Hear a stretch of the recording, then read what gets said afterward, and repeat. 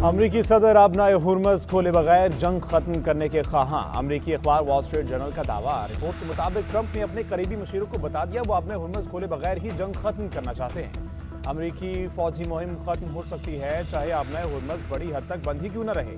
इसे खोलने का पेचीदा ऑपरेशन बाद में किया जाएगा। रिपोर्ट के मुताबिक आबनाए हुर्मज पर तेहरान की मजबूत गिरफ्त बरकरार रहने का इम्कान। अमरीका का बुनियादी हदफ ईरानी बहरिया और मिसाइलों का जखीरा खत्म करना था। तेहरान पर सिफारती दबाव डालकर तजारत का आजादाना बहाव बहाल किया जाएगा। सिफारतकारी नाकाम हुई तो इत्तेहादियों पर आबी गुजरगाह खुलवाने के लिए दबाव डाला जाएगा। अमरीकी इंतजामिया का भी कहना है कि ये रास्ता खोलना पेचीदा है, इससे तनाज़ा मजीद 6 हफ्ते आगे बढ़ जाएगा। अमरीकी सदर का कहना है ईरान में हुकूमत तब्दील हो चुकी, नए लोगों के साथ मुज़ाकरात कर रहे हैं। बातचीत न होने पर तवानाई तंसीबात को मुकम्मल तबाह कर देंगे। मुश्तबा खामनेई शदीद जख्मी है मगर कहाँ है इस बात का इल्म नहीं।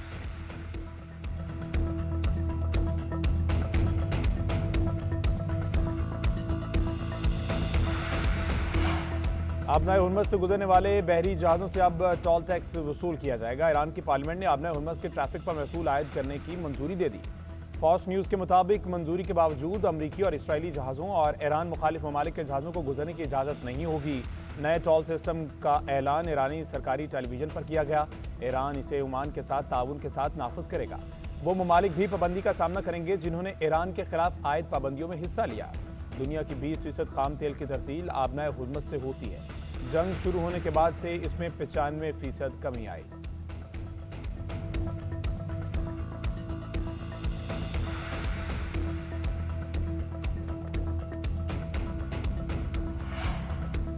ईरान को आबनाए हुर्मज पर कंट्रोल नहीं करने देंगे। अमरीकी वज़ीर ख़ारिजा का तेहरान की टोल टैक्स धमकियों पर सख्त रद्दअमल। मार्को रूबियो ने ईरान के खिलाफ ऑपरेशन के मकासद वाज़ेह किए। कहा कि ईरान की फ़ज़ाई और बहरिया को खात्मा कर देंगे, मिसाइल सलाहियत और दिफाई सनत को उड़ा देंगे। अमरीकी वज़ीर ख़ारिजा ने मज़ीद कहा मसला ईरानी अवाम नहीं बल्कि क़यादत है। ईरान में मुमकिन तब्दीली आलमी अमन के लिए खुशाइन होगी। उधर अमरीकी वज़ीर ख़ज़ाना स्कॉट बेसेंट बोले वाशिंगटन आबनाए हुर्मज पर दोबारा कंट्रोल हासिल करेगा और इसके ज़रिए नेविगेशन की आज़ादियाँ कायम करेगा।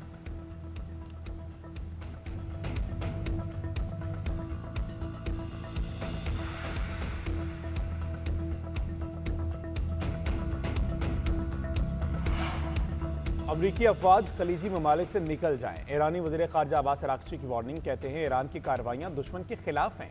ये दुश्मन अरबों का एहतराम करते हैं ना ही ईरानियों का।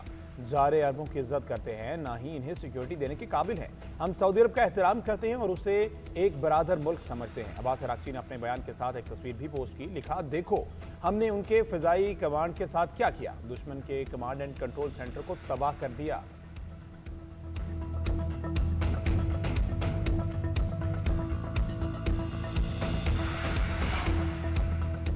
अमेरिका के ईरान के खिलाफ जंग में भारी अखराजात से ट्रंप खलीजी ममालिक से हिस्सा मांगने लगे। तर्जुमान व्हाइट हाउस कैरोलाइन लेविट ने कहा खलीजी इत्तेहादियों को जंग के अखराजात में हिस्सा डालना चाहिए। ऐसी बात है जिसके लिए सदर उनसे बात करने में खासी दिलचस्पी रखते हैं। मुझे लगता है कि आप इस बारे में उनकी तरफ से मजीद सुनेंगे।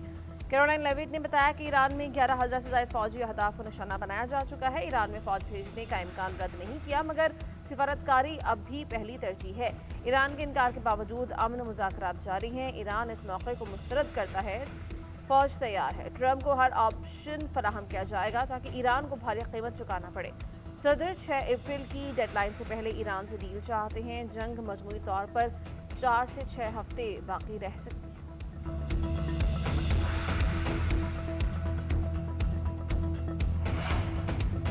पाकिस्तान की जंगबंदी के लिए काबिशें जारी। नायब वज़ीर-ए-आज़म और वज़ीर ख़ारिजा इसहाक डार चीन रवाना। ईरान अमरीका मुज़ाकरात में पाकिस्तान के किरदार से आगाह करेंगे। तनाज़े के खात्मे के लिए सफारती कोशिशें उजागर करेंगे। अब तक होने वाली बातचीत से मुतल्लिक आगाह करेंगे। मशरिक़ वस्ता में क़याम अमन की कोशिशों पर चीन की पाकिस्तान की मुकम्मल हिमायत। चीनी दफ्तर ख़ारिजा के तर्जुमान का कहना है पाकिस्तान की तरफ से सालसी और कशीदगी में कमी की कोशिशों को सराहते हैं। चीन इस बात का ख्वाहां है कि पाकिस्तान समेत मुतल्लिका तमाम फ्रीकैन के साथ राबता और हम आंगी को मजीद मजबूत बनाया जाए ताकि मुश्तरका तौर पर जंगबंदी को फ़रोग़ दिया जा सके और खित्ते में अमन व इस्तेहकाम बरकरार रखा जा सके।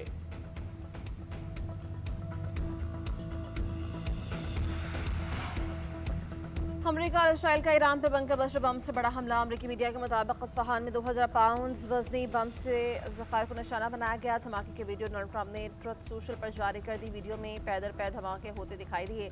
अमेरिकी अखबार के मुताबिक एम्यूनिशन डिपो को निशाना बनाया गया। इस्फहान पर बमबारी को ईरान जंग की अब तक सबसे खतरनाक बमबारी करार दिया जा रहा है। इसराइल के तेहरान पर हमले। धमाकों के बाद तेहरान के कुछ इलाकों में बिजली मुअत्तल रही। नजफाबाद, मुबारका, काशान और शहरजा को निशाना बनाया। कई सनती और सिक्योरिटी तंसीबात को नुकसान हुआ। अमरीकी स्टेटकॉम का कहना है ईरान अब अपनी ताकत सरहदों से बाहर नहीं फैला सकेगा। अमरीकी फोर्सेज ईरान के अंदर और बाहर इसकी ताकत को मौसर तरीके से खात्म कर रही हैं।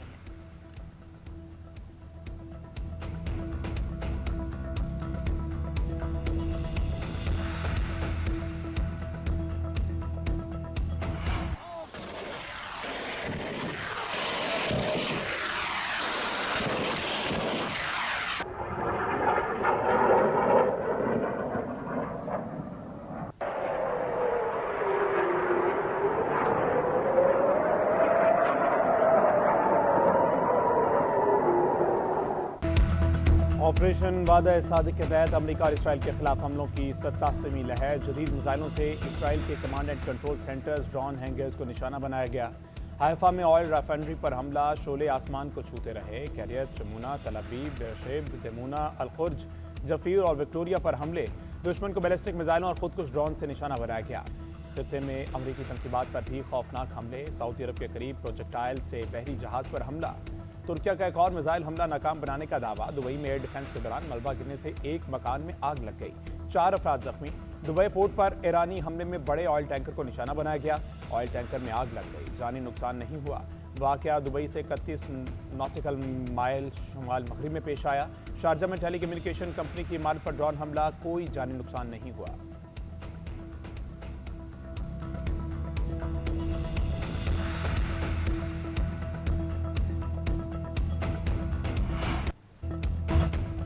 फौज की लदवाने जा रही हिजबुल्लाह के साथ झड़पों में भारी नुकसान। 4 इजरायली फौजी हलाक और 2 जख्मी हुए। एक फौजी की हालत इंतहाई तशवीशनाक करार। 2 दिन के दौरान हलाक होने वाले इजरायली फौजियों की तादाद 10 हो गई। उधर इसराइल ने लबनान में नए ऑपरेशन की तैयारी शुरू कर दी। जुनूबी के बाद मगरबी लबनान के शहरियों को इलाका छोड़ने की धमकी। जालाया, लिबिया, मोर और समहर कलाया दुलानी खाली करने की वार्निंग। इजरायली हमलों के बायस 12 लाख लबनानी शहरी घर छोड़ गए। हनोया के गांवों और बैरूत में इमारतें मुतासिर हुई। जुनूबी लबनान में धमाके से अमन मिशन के 2 अहलकार जाँ बहक और 2 जख्मी।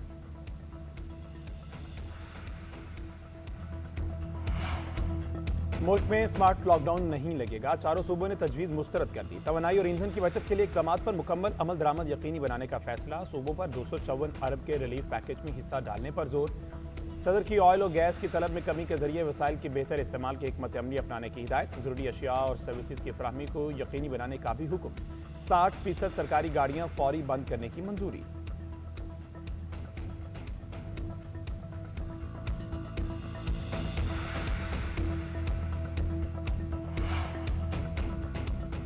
आप हरमस की बंदिश के बायस तेल सप्लाई में बदस्तूर रुकावटें। आलमी मंडी में खाम तेल की कीमत बढ़ गई। ब्रेंट क्रूड ऑयल $113 फी बैरल में फरोख्त। अमरीकी WTI मामूली कमी के बायस $103 फी बैरल पर आ गया। आलमी स्टॉक मार्केट्स में मंदी के साथ जनूबी कोरियन कोस्टे में 2.2% कमी। जापान के निक्केई इंडेक्स और चीन की शंघाई कंपोजिट में गिरावट।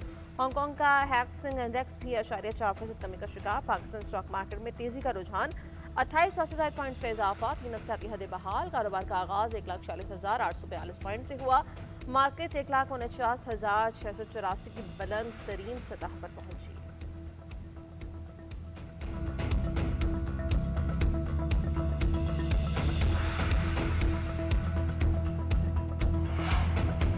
अमरीका ईरान तनाज़े में सालिसी का किरदार इलाकाई मफाद में है। पाकिस्तानी सफीर रिजवान शेख का अमरीकी नशरियाती इदारे को इंटरव्यू। कहा, पाकिस्तान जंगबंदी के लिए सालिसी का किरदार अदा कर रहा है। पाकिस्तान नतीजा खेज बातचीत के हवाले से हर मुमकिन सहूलतकारी फराहम करने के लिए पुरअज़्म है। फैसलों की जिम्मेदारी मुतहारिफ फ्रीकैन की है। दोनों फ्रीकैन की जानिब से पाकिस्तान पर एतमाद का इजहार काबिल कदर है। ये एक नहायत पेचीदा मामला है जिसमें सियासी, इक़्तिसादी और इलाकाई अवामिल शामिल हैं। हमारी सफारती तारीख अमन के फ़रोग़ से जुड़ी हुई है और हालिया पेशकश भी खलूस नीयत पर मबनी है। सिफारतकारी एक तदरीजी अमल है जिसमें वक्त दरकार है। मुज़ाकराती अमल में दीगर इलाकाई ममालिक को भी शामिल किया जा रहा है।